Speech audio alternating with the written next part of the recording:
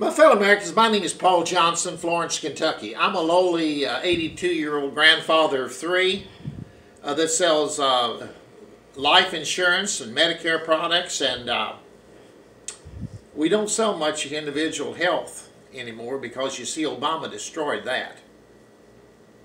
I mean, he buried that.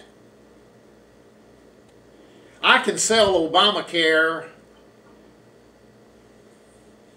but you know, I'd rather four-course manure like I did as a child in Pendleton County, Kentucky on a dairy farm. I mean that.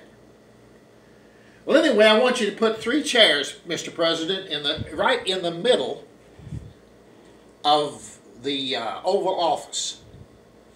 Now, this first chair is for Nancy Pelosi. She's the one that said that walls are immoral.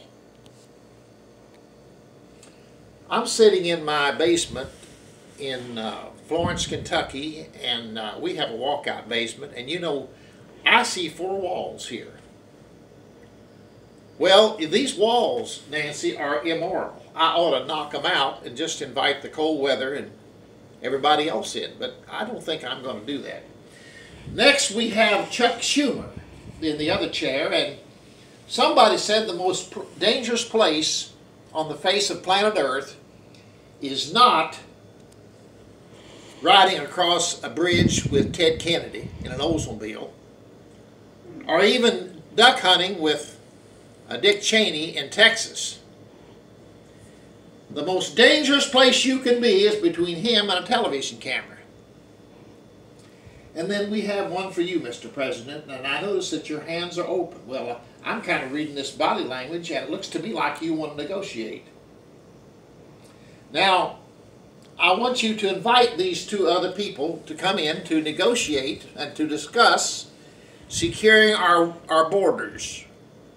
An example that we need to do this is we had a truck stop the other day, a produce truck from Mexico, and it had 250 pounds of fentanyl that would have killed 50 million people. Now, you know, they could have put 50 pounds each in a backpack and walked across the Rio Grande River. These people aren't very smart. Well, you invite them in. If they don't show up, then you do the Dirty Harry stick. I just loved what Dingy Harry did. Dirty Harry. No, Dingy Harry is not about it. I love what Dirty Harry did. He drug out a chair in the Republican National Convention several years ago, and he went back and forth with an empty chair and pretended he was talking to Barack Hussein Obama. Why, you want me to do what to myself? You can't say that on television. Huh. Now, if they don't show up, then you sit in that chair with these 2 empty chairs beside you, and you debate an empty chair. And by the way, before you do this, I want you to invite Jim Acosta. You know, I was going to say something about his pants, but I won't do that. I want you to invite the drive-by media. I want you to invite Rush in there. I want you to invite the Supreme Court. I want you to invite every American that draws breath by the grace of God. I want you to invite the world in there. And either way, you can't lose. If they don't show up, then you debate the empty chair.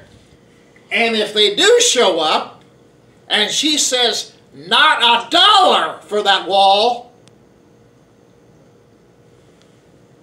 we won't have to rely upon her coming out on the outside the White House and saying it was cold in there. We won't have to listen to Chuck. I gotta say this, Rush calls him Chuck U. Schumer. We won't have to we won't have to hear him say, you know, he hit that table and he jumped up and said, I'm out of here. I believe this will work. And when you get through with the wall, I want you to fix health insurance. Now, we've got health insurance for facelifts and stomach tucks and sex changes. But we don't have anything that a God-fearing mom and dad can buy at a reasonable price. I got to say this. I always say this. Now, this turns a lot of people off, but I'm kind of like Carl Ketcherside. You know, he said one day, I heard him say, he said, you know, I'm old enough people don't have to like me. But here it is. May God richly bless America one more time. And may He bless President Trump big time.